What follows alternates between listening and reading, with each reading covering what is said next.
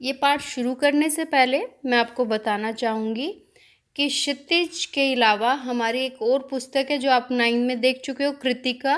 तो यहाँ पर भी कृतिका भाग 2 में से हम पाठ 1 माता का आंचल पढ़ेंगे। माता का आंचल आपको नाम से ही पता चल रहा है कि यहाँ पर किसकी बात होगी, माँ के प्यार की। कि बच्चा चाहे कितना ही पिता उसे प्यार करे, पर जो एक माँ की गोद में आकर उसे एक सेटिस्फेक्शन मिलती है, एक वो सुरक्षा का अनुभव करता है, पिता के पास उतना नहीं करता। माता का आंचल जो पाठ है वो हमारा लेखक अपने बचपन की शरारतों को, स्नेह को याद करता है कि वो किस प्रकार से अपने पिता के साथ घूमने जाता था, माता के साथ रहता था। वो सारी चीज़ें इस पाठ में बताई गई हैं। तो ये पाठ जो हमारा है, इसके जो लेखक है उनका नाम है शिव पूजन सहाय। अब यहाँ पर हम पाठ के बारे में पढ़ते हैं। तो पाठ शुरू करने से पहले मैं सविता मानव हिंदी क्लासेस पर आपका फिर से स्वागत करती हूँ। तो आइए देखते हैं माता का आंचल कृतिका पाठ 1। इस पाठ के सार में जो लेखक है वो अपना शैशव काल, शैशव माने बचपन में जो वो शैशवी क्रियाकलाप करता था उसके बारे में बताया गया। जो बचपन में वो कार्य करता था, जो भी खेल खेलता था, शरारतें करता था, डरता था, अपने फ्रेंड्स के साथ मिलकर क्या क्या करता था, पिता के साथ कैसे रहता था, उन सारी बातों का इसमें जिक्र किया गया है। जिसमें माता पिता के स्नेह, शिशु मंडली द्वारा मिलजुल कर खेले जाने वाले खेलों को उद्धृत किया है। लेखक ने स्पष्ट किया है कि शिशु का पिता उसके साथ भले ही अधिक समय बिताता हो, दोनों ही एक दूसरे के साथ अत्यधिक स्नेह करते हों, किंतु आपदा माने जब भी उसे कोई तकलीफ होगी तो वो किसको, माँ के आंचल में ही शिशु एक सुरक्षा महसूस करता है। आप देखते हैं ना कि अगर हम गिर जाए, हमें चोट लग जाए तो हमारे मुंह से सबसे पहले क्या निकलता है, हाय माँ। तो वो माँ जो है वो क्या है, हमें सबसे ज़्यादा कनेक्टेड है हमारे साथ। ऐसे समय में पिता से अधिक माता की गोद प्रिय और सुरक्षा करने वाली लगती है। लेखक बचपन से ही अपने पिताजी के साथ अधिक रहते थे। अपनी माताजी के साथ उनका दूध पीने तक का ही संबंध था। जब पिताजी नहा धोकर पूजा करने बैठते तब साथ ही लेखक भी नहला धुलाकर अपने साथ पूजा में बिठा लेते थे। लेखक के माथे पर भभूत का तिलक लगा देते थे। अब यहाँ पर लेखक की बातें हैं तो एक तरह से क्या है, संस्मरण है, संस्मरण विधा है, वो अपने बारे में याद कर रहे हैं। भभूत होती है जब हम जो यज्ञ वगैरह की जो हमारी भस्म होती है, राख होती है, उसको अगर हम माथे पर लगाते हैं वो भभूत कहलाती है। उनके सिर पर 2 लंबी लंबी जटाएं तो थी, उस पर भभूत का तिलक लगा देने से लेखक बम्बोला बन जाते थे। बम्बोला यानी शिवजी जी की जटाएं होती हैं और वो माथे पर क्या लगा के रखता है, भस्म। पिताजी लेखक को प्यार से भोलानाथ कहकर पुकारा करते थे। इस तरह के प्रश्न आपके बन जाते हैं, क्यों कहते थे, किस नाम से पुकारते थे। जबकि मेरा नाम, ये मेरा यानी कि लेखक का नाम तारकेश्वर नाथ था।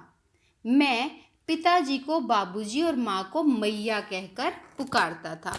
पिताजी रामायण का पाठ करते थे तो मैं उनके पास बैठा आईने में अपना मुंह निहारा करता था। निहारना माने देखना।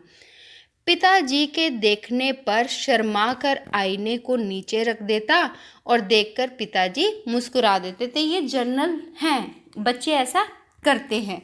तो वही बचपन के अपने क्रियाकलाप लेखक बता रहा है। पिताजी पूजा के बाद अपनी एक रामनामा बही में राम नाम लिखते थे। यानी कि उन्होंने एक पुस्तक लगाई हुई थी, एक कॉपी लगाई गई थी जिस पर वो क्या लिखते थे, राम राम लिखते थे। उसको वो क्या बोलते थे, रामनामा बही, यानी कि खाता, राम नाम का खाता, उसमें वो क्या लिखते थे, राम राम। इसके बाद कागज के छोटे छोटे टुकड़ों पर राम नाम लिखकर और उन्हें आटे की गोलियों में लपेट देते थे। आटे की गोली लेकर छोटी छोटी, और वो राम राम लिखा हुआ कागज का टुकड़ा उसके बीच में लपेट देते थे। क्या करते थे फिर उनको गंगा जी के तट पर जाकर आटे की जो एक एक गोली थी वो फेंक कर मछलियों को खिलाते थे। उस समय में उनके कंधे पर कौन बैठा रहता था? लेखक बैठा रहता था। अब वो ऐसा क्या था कि राम नाम का एक तरह से वो क्या कर रहे हैं, राम नाम से लिपटा हुआ खाना किसको खिला रहे? मछलियों को। पुण्य का काम हो रहा है। पिताजी की गोली फेंक मैं हंसा करता था। गंगा से जब लौटते तो पिताजी रास्ते में झुके पेड़ों की डालों पर बिठाकर मुझे झूला झुलाते थे। कभी कभी हमसे कुश्ती लड़ते थे और फिर खुद नीचे गिर जाते और मैं उनकी छाती पर चढ़कर उनकी मूछें उखाड़ने लगता। ऐसा करते हैं फादर, क्या करते हैं, जानबूझकर हार जाते हैं दिखाने के लिए कि आप बड़ा स्ट्रोंग हो। नॉर्मली ये सब चीज़ें आपको भी लग रही होगी कि हाँ ये ऐसा बच्चे के साथ होता है, हमारे साथ भी हुआ है। मूछें छुड़ाकर हंसते और लेखक को चूम लेते। मुझसे खट्टा मीठा चुम्मा मांगते थे। लेखक को कहते थे कि अब तुम भी मुझे खट्टा मीठा चुम्मा दो। मैं उनके सामने अपने गाल कर देता, एक खट्टा चुम्मा दूसरा मीठा चुम्मा लेते तो मूछे गड़ा देते थे, मतलब उनको, लेखक को मूछे छुपाते थे। मैं झुंझला पड़ता था और पिताजी बनावटी रोना रोते थे और मैं खिलखिल कर हंसने लग जाता था। ये उनके पिताजी के साथ प्यार भरी यादें हैं उनकी। अब आगे क्या है? पिताजी गोरस, गोरस माने गाय का दूध, गाय के दूध को क्या बोलते हैं? गोरस। और भात को फूल के कटोरे में सान कर खिलाते थे। फूल यानी उस कटोरे पर क्या छपे हुए थे? फूल छपे हुए थे। माँ और खिलाने की हट करती थी। हट माने जिद की, और खिलाओ इसे। माँ पिताजी से कहती थी कि बच्चे को खिलाने का ढंग मर्द नहीं जानते, मर्द यानी जेंट्स। चार चार दाने और कोर देने से बच्चा समझता है कि बहुत खा लिया है। ऐसे कुछ थोड़ा थोड़ा खिलाने से कुछ नहीं होता। उनका कहना था अच्छे बच्चे को मुंह भर कर खिलाना चाहिए। माँ खुद खिलाने लगती और कहती कि महातारी के हाथ से खाने पर ही बच्चे का पेट भरता है। महातारी यानी माँ के हाथ से खाने पर ही। माता खिलाती और कहती यह तोते के नाम का कोर, कोर माने टुकड़ा, यह कबूतर के नाम का कोर, और ऐसे खूब खिला देती। तब पिताजी खेलने के लिए कहते, हम खेलने निकल जाते। ऐसे करती है ना मम्मियाँ, अच्छा अच्छा ये एक बाइट मेरी, एक ये पापा की, एक भाई की। तो इस तरह से खिलाने का ढंग है बस। कभी माँ अचानक पकड़ लेती और मेरे सिर पर कड़वा तेल, कड़वा तेल मतलब सरसों का तेल, उसमें एक कड़वाहट होती है, वो लगाकर सिर पर मालिश करती। मैं छटपटाता और रोने लगता। पिताजी बिगड़ उठते किंतु माँ उबट कर ही छोड़ती थी। उबट कर मतलब अच्छी तरह तेल में थप कर, अच्छा तेल लगाकर सिर पर। फिर माथे पर काजल की बिंदी लगाकर चोटी गूंथती। चोटी में फूलदार लट बांधती और रंगीन कुर्ता टोपी पहनाकर कन्हैया बनाकर तैयार करती, क्योंकि किसी भी माँ के लिए अपने बच्चे से सुंदर कोई नहीं होता। और वो उसको नज़र से बचाने के लिए हमेशा क्या करती है? काजल का टीका लगाती है। मैं सिसकता रहता। पिताजी की गोद में उठाकर मुझे बाहर ले जाते। जैसे ही बाहर आते और इंतजार करते हुए बालकों का झुंड, जो उसके फ्रेंड्स थे, देखते ही क्या होता था? मैं सिसकना भूल जाता था। पिताजी की गोद से उतरकर बालकों के झुंड में मिलकर खेलने लग जाता और तरह तरह के नाटक करने लग जाते। अब कैसे नाटक होते थे देखिए।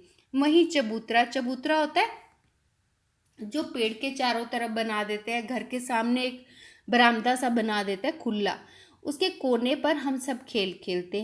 पिताजी की नहाने वाली चौकी को लेकर उस पर सरकंडे के खंबे बांध देते, सरकंडे लगा देते थे, वो पतली पतली डंडियाँ। उससे वो क्या लगता था कि जैसे उन्होंने खंबे लगाते हैं जो बच्चे खेलते हैं। कागज़ का टेंट बनाते, मिठाइयों की दुकानें लगाते, मिट्टी के ढेले, मिट्टी के जो गोल गोल टुकड़े होते हैं उनको लड्डू बनाते, पत्तों की पूड़ी कचौड़ी, गीली मिट्टी की जलेबी, फूटे घड़े के टुकड़ों के बताशे बनाते और दुकानें सजाते। उन्हीं ठिकरों और जस्तों के छोटे छोटे टुकड़ों के पैसे बनाते। जो वो मटके के छोटे छोटे ठीकरे होते हैं, टूटे हुए मटके के, उन्हीं को वो क्या बना लेते थे? पैसे। हम बच्चों में से खरीदार होते और हम ही दुकानदार होते। थोड़ी देर बाद मिठाइयों की दुकान बंद कर घरौंदा बनाते। घरौंदा माने घर, रेत का घर बनाते हैं ना सब, वही। रेत की मेड़ ही दीवार बनती, तिनकों का छप्पर दातुन के खंबे, दिया सलाई की पेटियों के किवाड़। ये उनका ढंग था। पानी का घी, बालू की चीनी, बालू मतलब रेत, ऐसे ही घड़े के टुकड़ों का प्रयोग कर जो नार तैयार करते थे, उस पर खाना पीना बनाते थे। हम ही बच्चे पंगत में बैठते, पंगत माने लाइन में, खाना खाने के लिए पहले नीचे बैठ के खाना खाते थे, तो हम ही पंगत में बैठते। हम में ही उस पंगत में धीरे से आकर कौन बैठ जाते थे? बाबूजी बैठ जाते थे। उनको देखते ही हम बच्चे घरौंदा बिगाड़ कर भाग जाते थे। वह भी हंसते हंसते लोटपोट हो जाते और पूछते, फिर कब होगा भोज भोलानाथ? भोज माने खाना, कि ऐसा खाना फिर दोबारा कब होगा। कभी बच्चे बारात निकालते, कनस्तरों का तंबूरा बजता। कनस्तर होता है लोहे के जो ड्रम से होते हैं। आम की उगी हुई गुठली को घिसकर शहनाई बजाते बच्चे। उसमें आम की जो गुठली होती है ना, उसको आगे से रगड़ लेते हैं, तो उसको आवाज़ अगर मुंह से बजाएं तो आवाज़ आती है उसमें। हम में से ही कोई दूल्हा समधी बन जाते। बारात चबूतरे के एक कोने से दूसरे कोने पर जाकर रुकती। फिर कोने पर बारात जाती थी, उस कोने को आम के पत्तों और केलों से सजाया जाता था, जैसे मंडप सजते हैं। लाल कपड़े से ढककर एक बनी पालकी में दुल्हन बैठा दी जाती। बारात के लौटाने पर पिताजी पालकी के कपड़े के ऊपर करते और हम हंसकर भाग जाते कि दुल्हन देखूंगा, पिताजी कहते, तो सब बच्चे भाग जाते थे। थोड़ी देर में बच्चों की मंडली खेती करने में जुट जाती। अब शादी हो गई, दुकानें सज गई, अब क्या करते थे? खेती। बस चबूतरे के एक कोने पर घिरनी गड़ जाती और नीचे की गली कुआं बन जाती। घिरनी होती है जब कुएं में पानी निकाला जाता है, ऐसे गोल गोल घूमकर बैल जैसे निकालते हैं, उसको बोलते हैं घिरनी। मूंज की पतली रस्सी बनाकर घिरनी पर चढ़ा चुक्कड़ बांधकर लटका दिया जाता था। चुक्कड़ होता है मतलब जो मटके पे ढकते हैं ना हम, ढक्कन, वो। दो लड़के बैल बनते, पानी खींचने लग जाते। चबूतरा खेत बनता, कंकड़ बीज बनते, मेहनत से खेत जोते बोए जाते। अब यहाँ पर ये सारी चीज़ें क्या हैं? बच्चे अपनी लाइफ में देखते हैं और वो उन्हें अपने ढंग से करने की कोशिश करते हैं। फसल तैयार हुई, हाथों हाथ काट लेते, उसे फिर एक जगह रखकर पैरों से रोंदते। मिट्टी के बने कटोरे से उसे ओसते मतलब फसल में से जो दाना है वो निकालते। मिट्टी के बने दियों को तराजू बनाकर तोलकर राशि तैयार कर देते। राशि माने कि कितने की वो बिकी है। बाबूजी पूछते, इस साल खेती कैसी रही भोलानाथ? हम सब राशि छोड़कर भाग जाते थे, पैसे पूसे सब वहीं छोड़कर भाग जाते। इस तरह खेलते देखकर बटोही भी रुक जाते। बटोही माने आने जाने वाले राहगीर। अगर किसी दूल्हे के आगे पालकी को देख लेते तो खूब जोर से चिल्लाते थे, रहरी में रहरी, पुरान रहरी, डोला के कन्या हमार मेहरी। अब ये क्या है? पुराने गीत हैं, जो लोकगीत होते हैं, तो उनके वो क्या ये गीत गाते थे। एक बार ऐसा कहने पर एक बूढ़े वर ने, बूढ़ा वर यानी कि बूढ़ा दूल्हा ने हम बच्चों को बहुत दूर तक खदेड़कर ढेलों से मारा था। ढेले मतलब मिट्टी के कंकड़। उस खूसड़ खबीस की सूरत लेखक को अब तक याद थी कि वो कैसा गंदा सा था। ना होता है ना, हमें कितनी बार बचपन में देखी हुई किसी किसी की सूरत कभी नहीं भूलती, ऐसे ही लेखक को याद थी। ना जाने किस ससुर ने वैसा दामाद ढूंढा था, वैसी शक्ल का आदमी हमने कभी नहीं देखा था। उसकी शक्ल ऐसी थी तो लेखक उसको कभी भी भूल नहीं पा रहा था। इसी तरह की अनेक कहावतें, अनेक लोकोक्तियाँ, अनेक लोकगीत इस पाठ में आप पढ़ेंगे। एक बार जोर से आंधी आई और हम सब आम के बाग की ओर दौड़ चले। आकाश काले बादलों से ढक गया। मेघ गरजने लगे, मेघ माने बादल, बिजली कौंधने लगी, ठंडी ठंडी सन सन हवा चलने लगी, पेड़ झूमने लगी और ज़मीन को छूने लगे। जब तेज आंधी चलती है तो पेड़ झुक जाते हैं। हम बच्चे चिल्ला उठे। क्या चिल्लाए? 1 पैसा की लाई, बाजार में छितराई, बरखा उगरे बिलाई। तो ये भी क्या है? लोकगीत की शब्द हैं। लेकिन वर्षा ना रुकी, मूसलाधार वर्षा होने लगी। मूसलाधार यानी कि बड़ी तेज तेज। हम पेड़ों की जड़ से सट गए। थोड़ी देर में वर्षा थम गई। वर्षा थमते ही बाग में बिच्छू नजर आए, क्योंकि जब बारिश पड़ती है ना तो जो जीव नीचे रहते हैं ना मिट्टी के, वो गर्मी, अंदर मिट्टी में गर्मी होती है और वो बाहर आ जाते हैं। हम में से एक बालक बैजू ढीठ था। ढीठ माने वो डरता नहीं था, अपना एक ही जगह खड़ा। हम भागे जा रहे थे। संयोग से रास्ते में मसून तिवारी मिल गए। मसून तिवारी गांव के एक वही।